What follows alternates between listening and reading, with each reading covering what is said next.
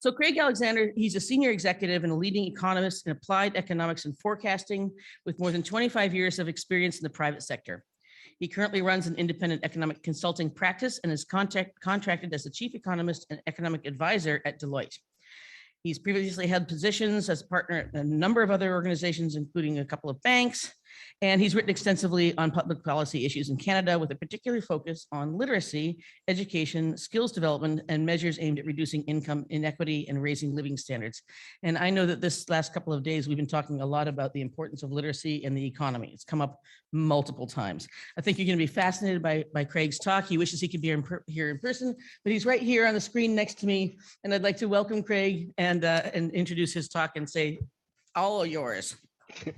Thanks very much.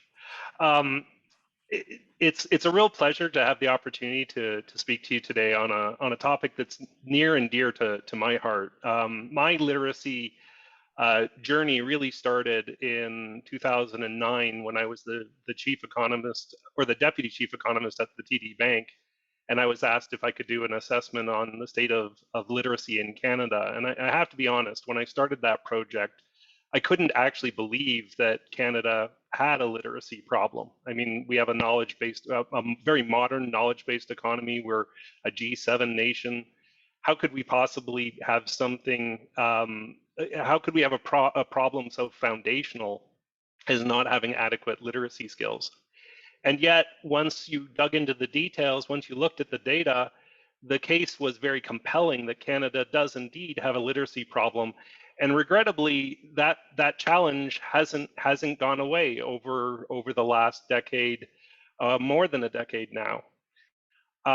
So what I'm going to do in the next sort of 30 to 45 minutes is give you a sort of whirlwind overview of the economic case related to literacy. I'm going to start off by emphasizing why it is particularly critical at this juncture. I also want to emphasize how literacy can actually be a major policy plank to address many other issues that Canada is dealing with. I actually think literacy is the great enabler when it comes to unlocking the potential of individuals, but it also has a knock-on effect in terms of enormous economic and social benefits that tie to other policy issues. You know, I think it's somewhat cruel that the very first presentation you get in a morning is an economics one. So, you know, I send you my heartfelt regrets that you're getting this first thing in the morning. But you have to blame the conference organizers. Yeah, I would never start with an economist talking to an audience. But you know, what we're going to do is hopefully arm you with some good sound bites, some evidence, some data that you can use in your dialogues when you're talking to others about the importance of this issue. So I'm now going to share my screen, and I'm going to hope that you're going to be able to see my slides, and it looks like you can.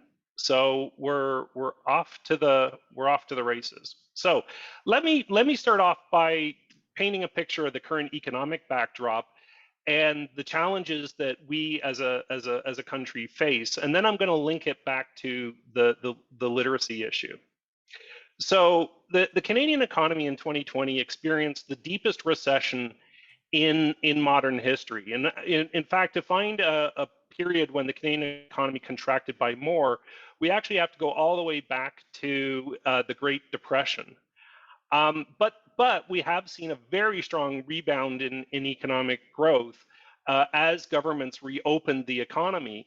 But that rebound has also been accompanied by some really pressing challenges, and two of them are a significant increase in inflation that everyone is feeling, the cost of living going up very rapidly and far faster than wages. And at the same time, we have very significant labor shortages. And this is true across the country, including in BC. And this morning, we just had numbers out about an hour ago that showed that the Canadian economy didn't create a lot of net new jobs last month, but the unemployment rate fell to an all-time low of 5.2%. So what we're seeing is the Canadian economy is being, buffeted by the legacies from the pandemic. But as the minister said in his opening remarks, the pandemic also revealed areas that Canada had weaknesses pre-pandemic. Those weaknesses became more apparent. So when I think about the challenges that we're seeing in the Canadian economy, you can sort of break them into three big buckets. There's the immediate challenges. These are things like rapidly rising prices, which is related to the fact that global supply chains have been disrupted, labor shortages that businesses are experiencing, interest rates that are going up quite rapidly, and continuing health risks. So what does this mean for workers? Well, it means that Canada is going to need the most resilient workers possible. And in terms of addressing things like inflation, we're going to want to see wages rising at a pace that keeps up with the rising cost of living.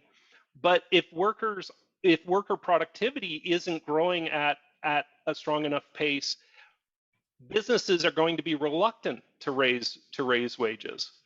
Then you have issues related to broader trends that have been taking place. So one of the big ones is the enormous amount of debt that households have taken on. And as interest rates rise, we're going to see over the next several years, or in the coming years, we're going to see debt service costs are going to be higher. So again, we're going to need households to have wage gains that allow them to meet their debt servicing needs. We've also seen profound transformations in the economy related to digital and cyber. And in fact, the pandemic accelerated digital adoption in a dramatic way. Just as I'm presenting to you remotely, we're dealing with an economy that has now figured out how to work with a large portion of the workforce being remote workers. And that means those workers are going to need the digital skills to succeed. We've seen big changes in terms of like an expanded role of government, but also more focus on social issues like inequality. And how do we remove the barriers to prosperity that many people and many groups are experiencing, whether we're talking about Aboriginals or newcomers or women or racialized communities?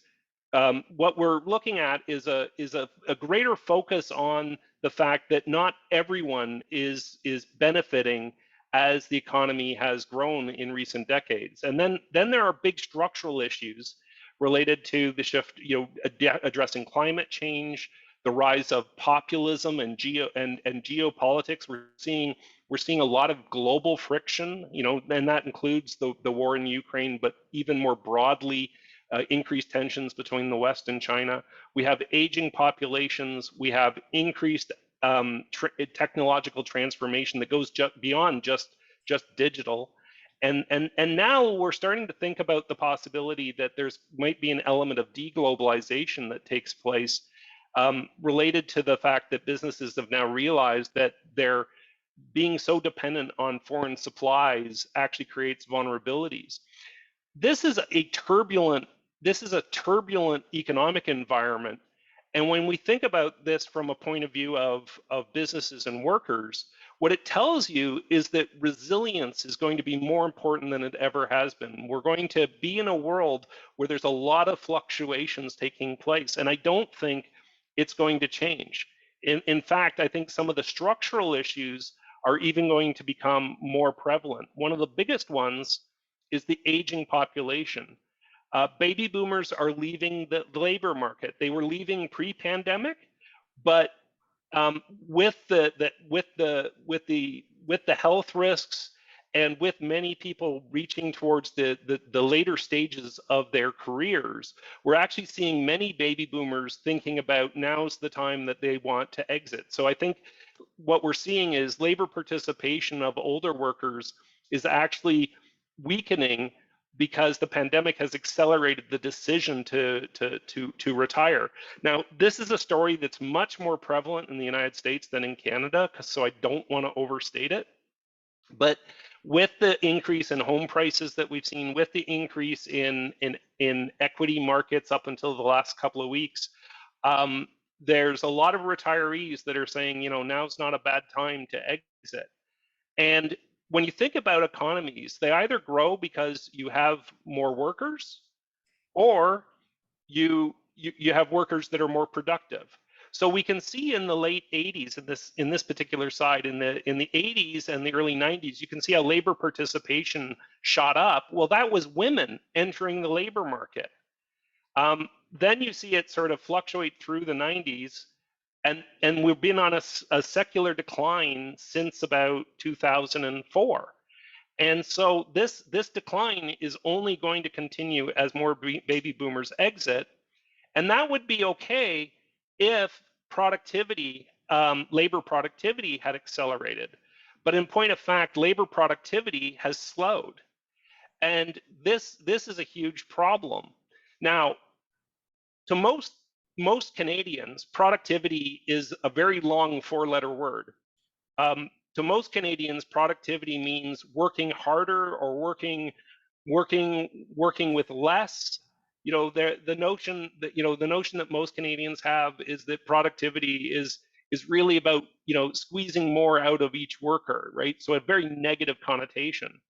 In point of fact, since the end of the Second World War, 80% of the rise of the standard of living that we've seen in industrial countries like Canada has come from productivity. And what it actually means is workers being armed with technologies and capital and machinery and equipment that allows them to produce more. It also means you having a more skilled labor force that's capable of delivering more. And so really what this is about is being more innovative, and really what that allows is when you add the combination of productivity and labor force together, what that actually generates is the income that creates a rising standard of living, right? Generates the income growth that's the rising standard of living, but it also generates the income that is taxed by governments to pay for social priorities like education, like healthcare.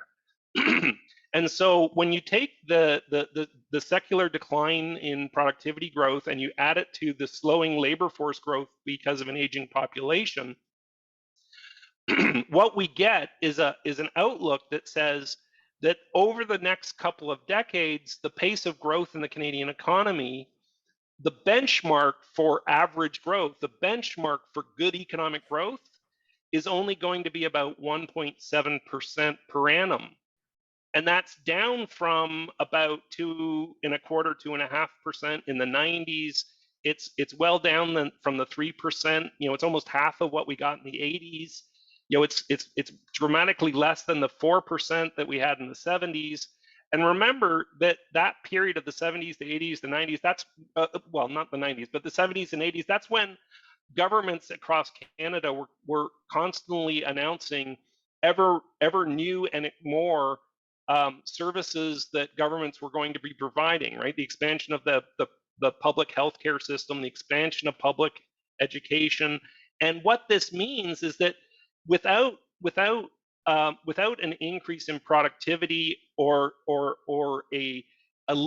some effort to reduce the decline in labor participation, we're going to have stagnant growth in living standards, but we're also going to be hard pressed to pay for those social priorities that are actually critical to Canadians.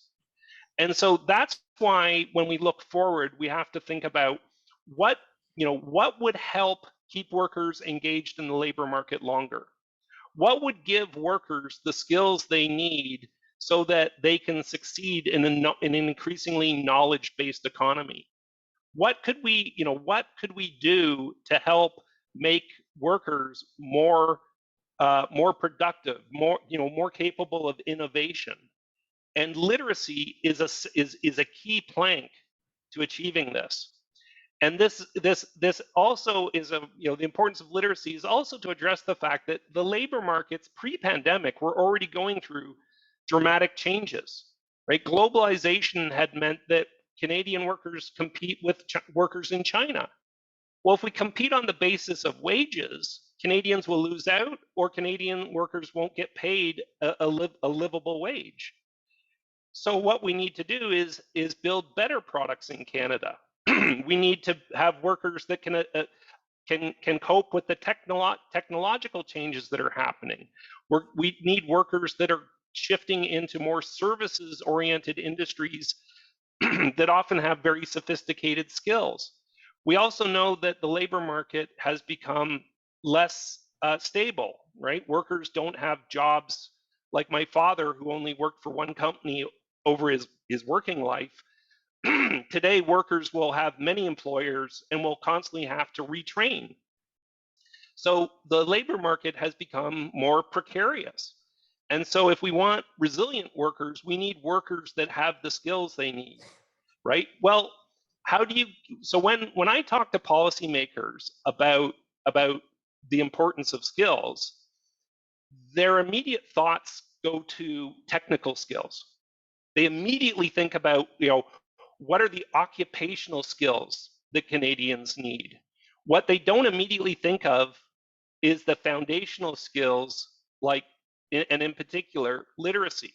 So when I started this work back in 2009, I was shocked to learn that roughly 5 in 10 Canadian adults didn't have the desired level of literacy to succeed in a modern knowledge-based economy.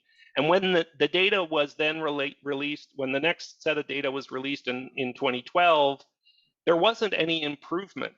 And so when we think about you're looking at roughly half of the Canadian population and close to 60% of the population, so half the population doesn't have literacy at the level that correlates to success in a knowledge-based economy, and almost 6 in 10 don't have the desired numeracy skills. And these numbers were absolutely shocking to me. Now you might say, Craig, 2012 is very dated, right? Like that's old data. Why aren't you showing me what the state of literacy was in 2020 or 2019? And the answer is because we don't actually have the data. It turns out that the benchmark survey for adults is the PIAC survey, which is done via the OECD and in Canada administered by Statistics Canada. And we expect to have new data being released later this year, or more likely in 2023. So, one of the things I've observed is when something's important, it gets measured. And one of the shocking things, so the stock market, we measure it by the minute, right? Job numbers, we measure by the month, right? We want to have a pulse on how we are doing as a country on key economic and financial metrics. But literacy, we get the data once every 10 years. And that's discouraging, right? That tells you something about the level of importance that is being assigned to this subject. And I think that one of the challenges we have is that that there is an awareness issue that many Canadians and many policymakers don't truly appreciate the literacy challenge that Canada has. And I think part of it has to do with how many Canadians think about literacy, right? Many Canadians think about it as a binary outcome. You're either literate or you're not. And of course, everybody who's attending this conference knows that that's not the case, right? Literacy is like any other skill set.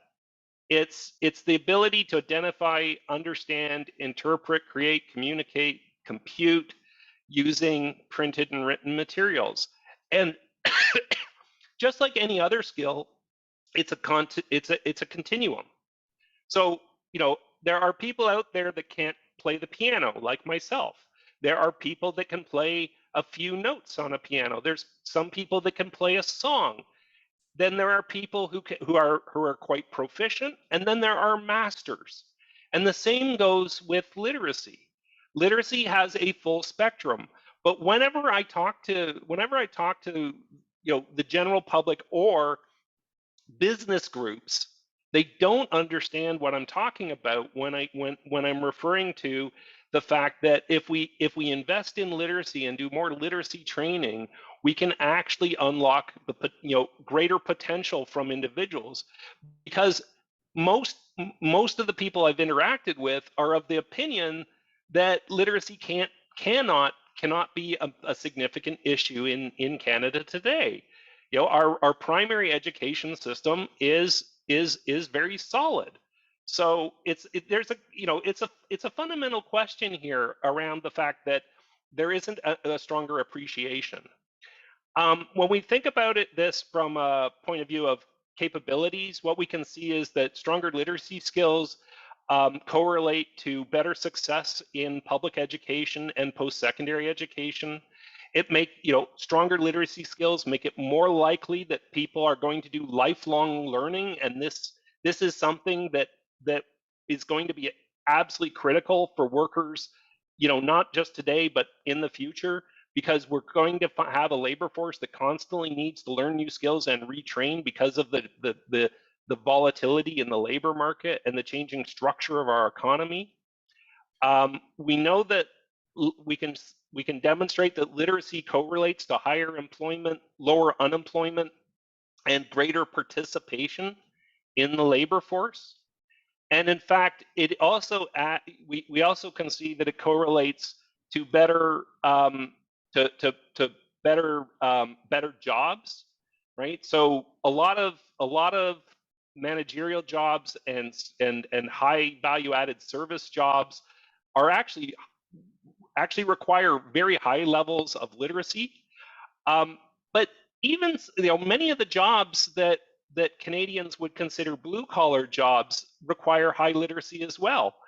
I remember when I was on the board of directors at ABC Life Literacy Canada, the CEO was remarking about the size of the textbook that welders have to read when they go to school, right? The fact that it's a massive tome that they have to learn material from, which requires high literacy skills. So literacy is such a foundational skill set that if you don't have strong literacy skills, I don't see how you can build those sophisticated skills that we need from an occupational point of view.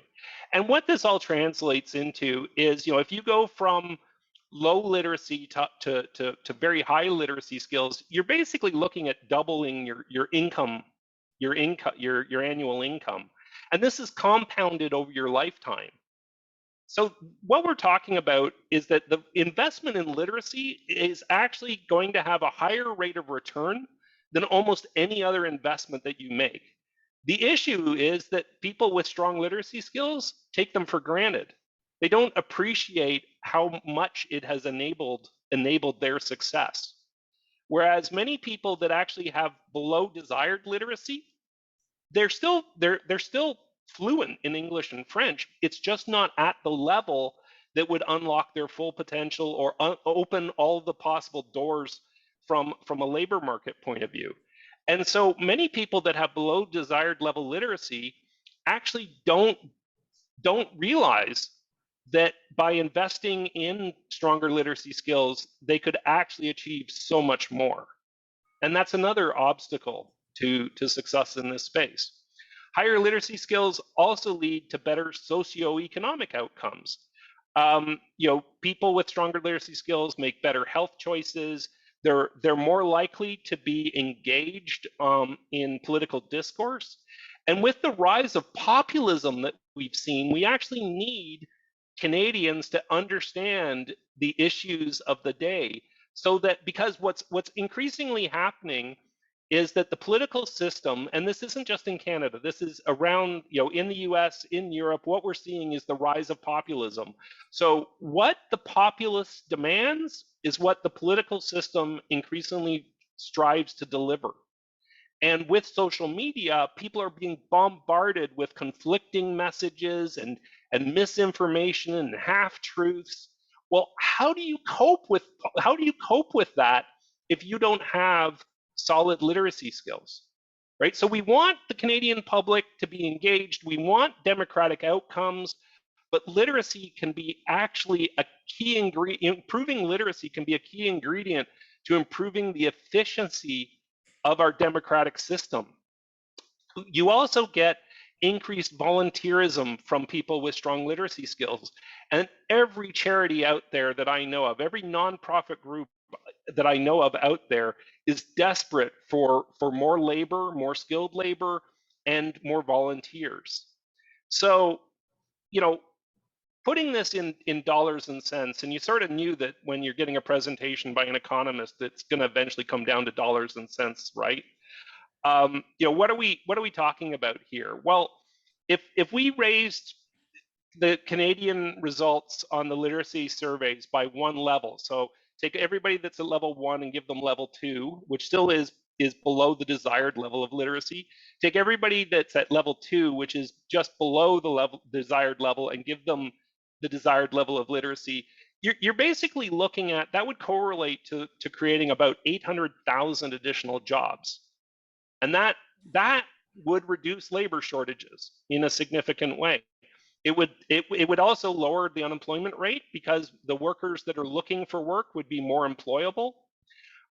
Statistics Canada, back in somewhere between 2007 and 2009, StatsCan issued a report that showed that raising literacy scores by 1% lifted labor productivity by 2.5%. And output per capita by 1.5%. That, you know, if you translate that into dollars, you're basically lifting, you're basically adding about $32 billion to the economy.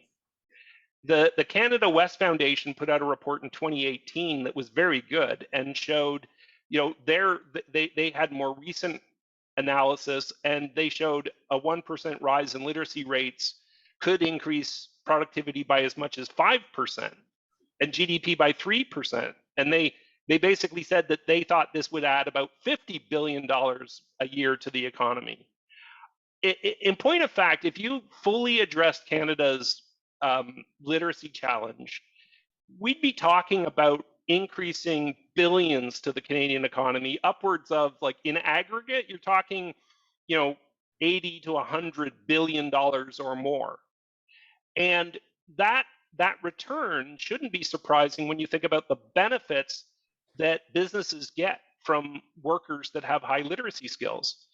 You know, so there was a survey done by, I think it was the conference board, and they asked, you know, they basically identified what did stronger literacy skills do in the workplace. You know, so now imagine I'm a salesperson and I'm trying to sell a product, and I go to a business and I say, hey, if you buy my product, you're going to get increased output and higher profitability. You're going to get lower error rates. You're going to be able to do more on-the-job training. You're going to have a better team performance. You're going to have better labor relations. You're going to have a higher quality of work. There's going to be less time per task. You're going to have better health and safety records and better employee and customer retention. Are you interested in my product? Well, this is what investments in literacy deliver. Right? So this, you know, stronger literacy can have big benefits from a business and economic point of view. One of the problems, though, is trying to get businesses to invest in in literacy training. And part of the reason is businesses are always reluctant to invest in general skills. They are willing to invest in specific skills.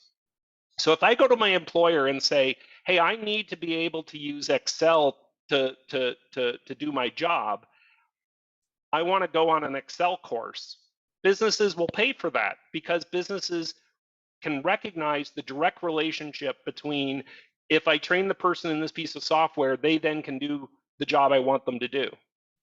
But if you ask a business to invest in literacy training, they don't immediately see the impact on their bottom line the same way.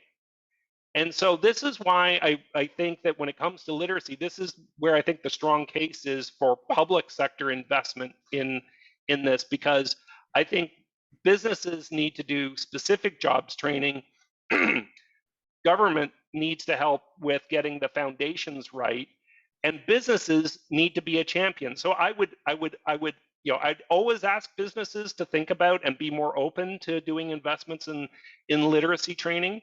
I just think it's challenging to get them to do that with their dollars.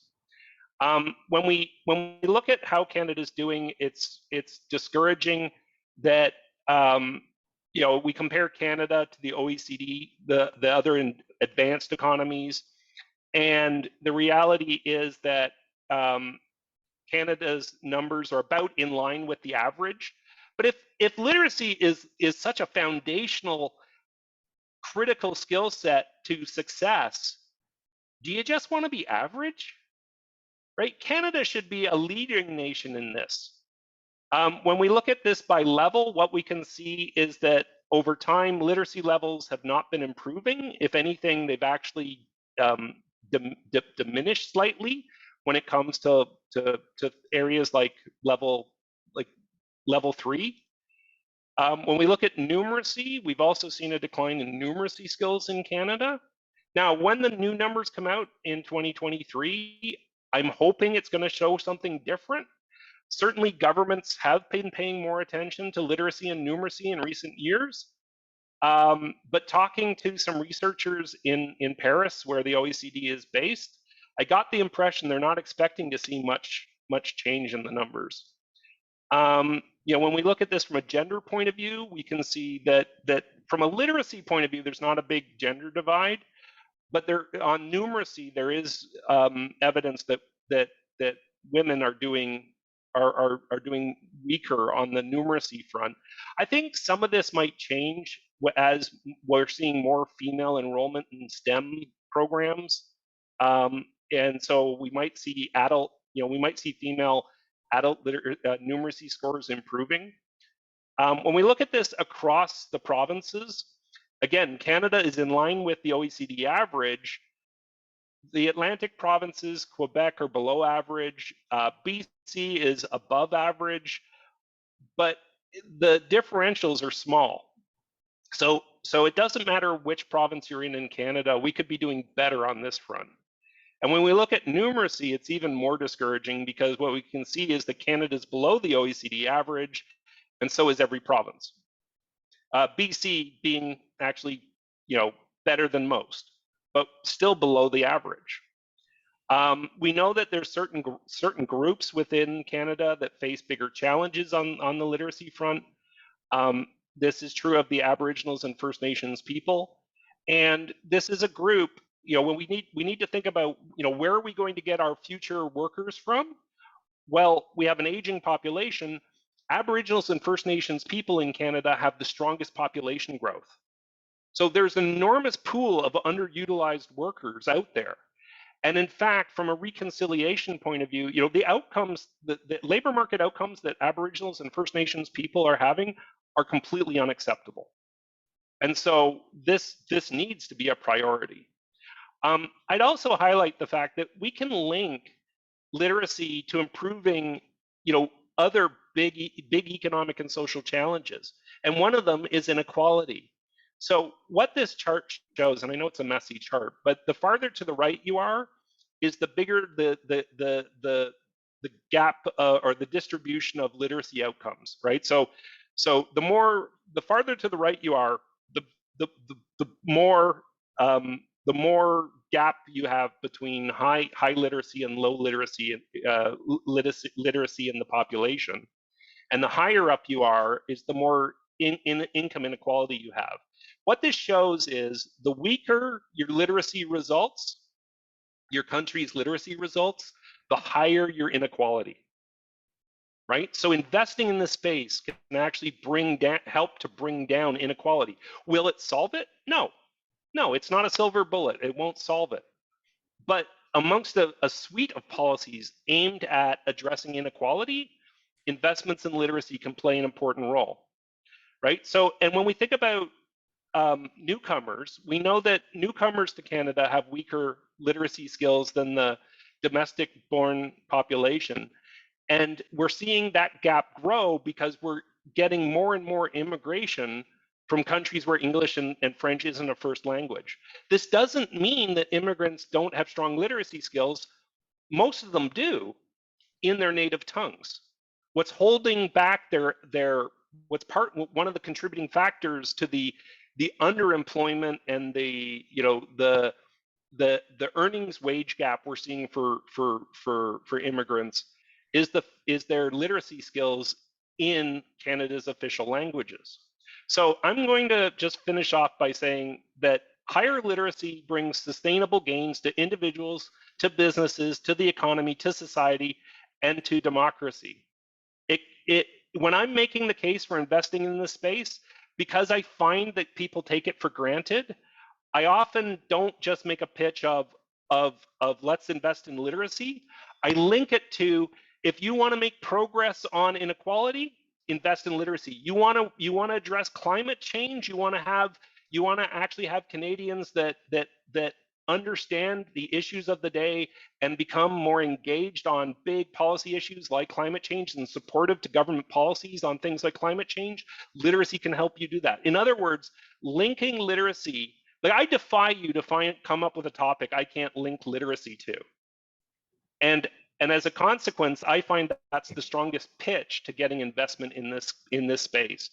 The main conclusion here is that Canada will not have the prosperity it could have or the rising standard of living that it could have if we don't do better on literacy. And you know, I often get asked, should we invest in child literacy or adult literacy? And the answer is yes.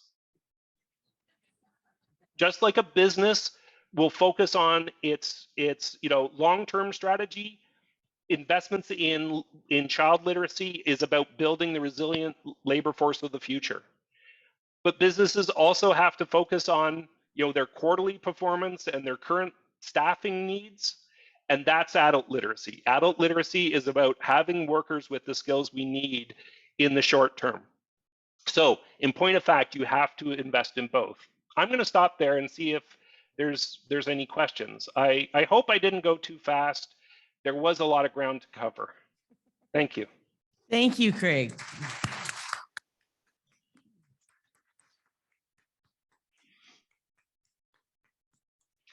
Nothing like statistics to wake you up in the morning. That was fascinating. I did warn you. You did invite an economist, right? But it's very tightly related to many conversations we've been having over the last couple of days.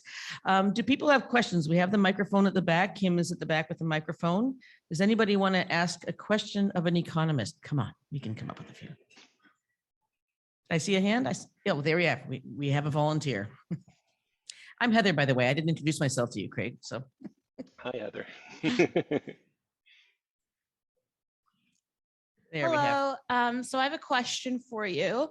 Yeah. With the increase of immigration coming into Canada and the focus on that, do you feel that Canadian-born people that are struggling with literacy are kind of falling through the cracks as a result? It's, you know, simple question and a slightly complicated answer. So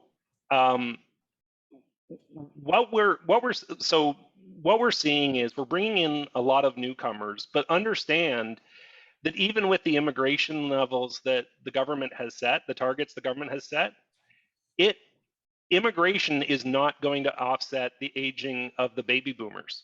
The baby boomers are just such a big cohort. They're just so, you know, such a vast population. It means that we're going to, you know, all immigration is doing is taking some of the pressure off. That means that immigrants are not in aggregate competing directly, like, you know, domestic Canadian workers are not being disadvantaged by the immigration because that labor demand is there. And you can see that in the fact that, you know, the unemployment rate is very low, right? The unemployment rate nationally is 5.2%. We've never seen it this low before in StatsCan's records. Now, and in many cases, immigrants can be a complement to job creation for domestic workers. So I'll give you an example. In the Canadian shipbuilding industry, as that industry has been growing, they've brought in immigrant welders. The reason is that we don't teach we don't teach in our schools in welding, we don't teach the sort of welds that you do on ships. We teach the welds that you use when putting up a building. And so what happens is when I was in Halifax and going around one of the shipyards, they actually had classrooms where the immigrant welder that they had brought in was being paired with 5 or 6 Canadian welders that had just graduated from college, and they were being taught how to do the welds for ships. So by doing that, the immigrant is actually enabling the domestic workers, because that industry wouldn't be able to do that work were it not to have those individuals. I can understand that, it's very, it's easy to see that immigrants could compete with domestic workers.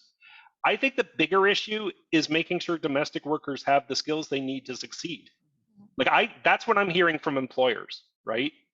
We need to do a better job of matching the skills that workers have to the skills that employers need.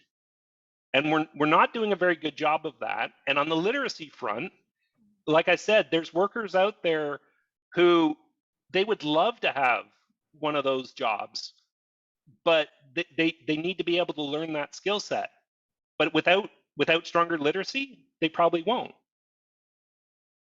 So do you feel that right now, like we're focusing on improving one group's literacy skills but we're not focusing on improving? Oh, I think, well, I think we need to invest more. I mean, my entire presentation has been a pitch to say we need to invest more in literacy, okay. Right? And policymakers, I think, have over the last, since I started doing this, I think over the last 10 years, I think there's more awareness, like having the minister open this conference today. There is appreciation of the importance of literacy, but we need to do so much more, right? And I don't think it's a case of, well, we should do less on immigration so we can do more on domestic literacy. What I'm saying is that we actually need just to invest more in domestic literacy as a complement to what we're also doing on immigration. We underinvest, and I think part of the problem, part of the challenge I have when I talk to governments is they have a hard time getting their head around the return on the investment. That was the note I made, ROI. Big letters on my notes here, Craig. You now have a lineup of people waiting to ask questions. So we've sparked a fire here. So thank you for that. Next question. Hello, Craig. I don't know if you have a fan club yet, but I have been a fan of yours for a while now. So I love listening to you speak. And when I saw you were speaking this morning, I was like, oh my goodness. So, which is hilarious. I know, it's amazing because you're an economist. And so, but I wish sometimes that I could carry like an economist around in my pocket, because the way your language is different than my language, working in adult literacy and foundational learning. And I think it would be safe to say that we all want to have voice. We all want to represent and speak to different stakeholders, and each stakeholder has a different language, right? So if I'm working with, say, a college or a university, and I have to pitch foundational learning to them, that's a different language than if I'm speaking to maybe a community service agency. So what do you recommend in terms of like having voice when we're speaking to stakeholders that might speak a different language? And I don't mean like a different language. I mean, an economic language, or, a statistical language. What do you recommend? Yeah, no, it's a very good point, right? You need to tailor your message to your audience in order to have maximum impact, right? And so, I told the conference organizers that they can share the slides that I presented today with all of you, and if that helps when you're going into a meeting with, let's say, a local chamber of commerce, right? Take that slide about all of the business benefits from literacy, and use that as part of your speaking notes. Please feel free to steal. I steal regularly from other people, so please feel please feel free to steal material. There's no plagiarism. You take it and use it. That's that's the sort of purpose. But your observation is a really important one, right? So when you're talking to government, you can only get so far by pulling on the heartstrings, right? If you can go in and tell them, oh, minister, please spend more money on literacy because it'll help these impoverished families. You can do that, and you'll get, I'm sure you'll get sympathy. The question is, how strong is your pitch relative to the next person that comes in the door, right? And so that's why I think the most impactful way to do this from a policy point of view is to go in and say, please, invest in this because it can help improve, reduce poverty and lead to better outcomes for BC workers. But by the way, it'll also help you on all these other files that you really care about, right? Like, you can actually add this into, how you're making progress on dealing with inequality, for example, right? And the business community, it's like, you should invest in this, or you should, supporting workers getting this training will actually increase profits. Now, you might be uncomfortable talking about profits, but understand they don't, right? They're very comfortable talking about it in terms of, gee, you're going to make my workers, make workers that will generate more sales, right? Give better client experience, right? Businesses care about that. So know your audience. Your point is very well taken, right? I just can't sort of download, here's the exact spiel, right? Yeah. Thank you. That slide is worth its weight in gold. So thank you. We have a longer line than we have time. So I'll ask people who have questions to sort of be brief if possible, and we'll get us through as many people as we can. Good morning. Thank you very much for your presentation. Yeah, kind of like Rochelle, I was in her session yesterday. She did trauma-informed care, which I think links to a lot of what you're talking about from an economic perspective. But yeah, I thought your presentation was great. It's like the morning policy Sudoku. So I enjoyed it thoroughly. And I have many, many questions around the woman's first question in relation to immigration. I think it's a really important nuance, like in dealing with newcomers, or just even in looking at literacy, that there, or even like economic awareness and agency, there's a really important nuance of acclimation versus assimilation. And kind of with what are the things that you have been talking about, what have been the gaps? I think expecting constant assimilation and not looking at the environment and how are we acclimating to the needs. You said in regards to the gender gap, that women aren't really in the economic field, but really women drive the economic purses. Like they know what's happening in the household. So why isn't that transferring in a larger way? But anyway, sorry, not to get on a tangent. So yeah, trauma-informed care. Actually, just before you go farther, Okay. Like, women represent more than 50% of all the workers. Mm-hmm. So women, like in terms of the pool of potential workers, right? They're more than half the population. So, breaking down barriers that women face in the labor market is an important element to how Canada can raise labor participation and labor productivity, right? What's actually happening is women continue to face barriers to success in the labor market, and we need to break down those barriers in order to allow them to fulfill their potential, but also for the Canadian economy to achieve its potential.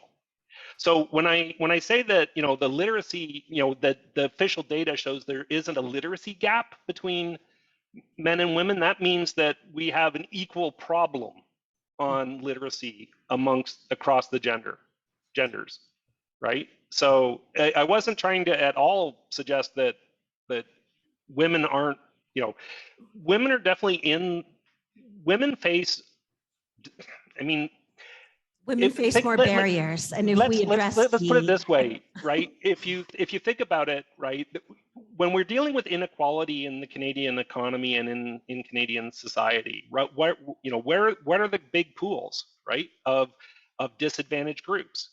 Women, immigrants, Indigenous Canadians, people with disabilities, right, and people of color, right, and now what, if I do the same sort of grouping and say, okay, that was the groups that face large barriers to success, which groups have large barriers to literacy, right? Well, men and women are doing about the same on literacy, but immigrants aren't.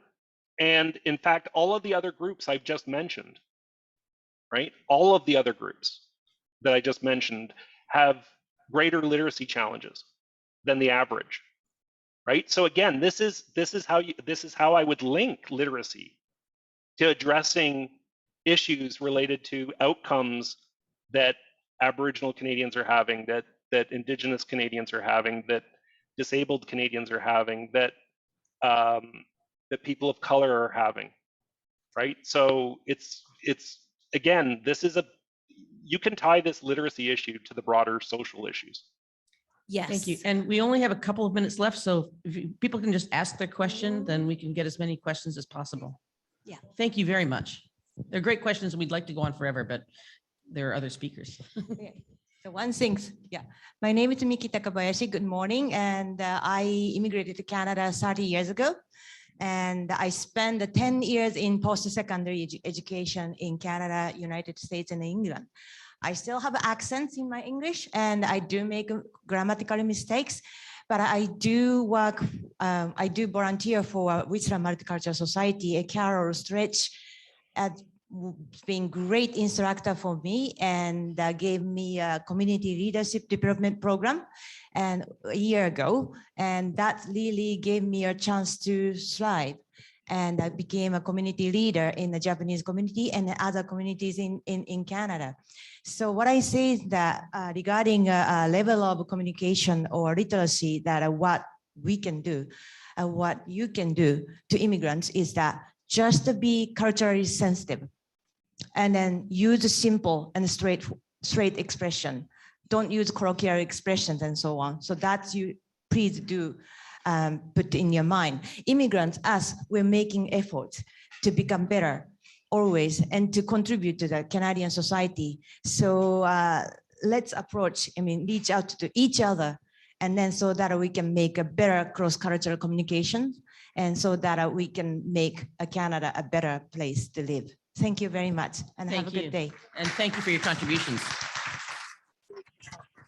And Kat, you get the last word. You're going to get a great Thanks. question. I have a really quick question. So politicians are not educators. Politicians are specialists in the field of politics when they're elected. I'm looking for an example, like a concrete example where a country, a business, a community did a really conscientious investment in literacy with a measured outcome. So I can take that as an example to my non-educated, literate politician and say, here, look at what this country, this business, this community did, and the impacts and results that came out of that social investment. There you go. Sure. No. I mean, the country that immediately the country that immediately came to mind was New Zealand. But it's one of those things where I haven't been, I would want to go and see what in the most recent research has been published to see if anything has changed since about 2015. Whether any other countries are going up have really demonstrated success. But I know New Zealand has had a real big push on literacy. One of the things you can see is that countries that have made greater investments in early learning also tend to be the countries that have been doing more on literacy, right? And it's partly because they get the importance of building those essential skills, right? Whether it's adults or youths, right? So I think that New Zealand is the best example I'm aware of. But I would also be more than happy to, if the conference organizers can give you my contact info, and I'd be more than happy to share some research with you. That would be great, because once again, you can pull on the heartstrings as Yep. much as you want. And we all know the social impacts of low literacy. But when you're speaking to government and business, you need that kind of example to demonstrate why the investment will pay dividends in the future. And you're the guy to do the research. What you doing this weekend? Well, and this goes to the point, like, how did we finally end up with a national how did we end up with a national investment in early learning and childcare? Right? Why,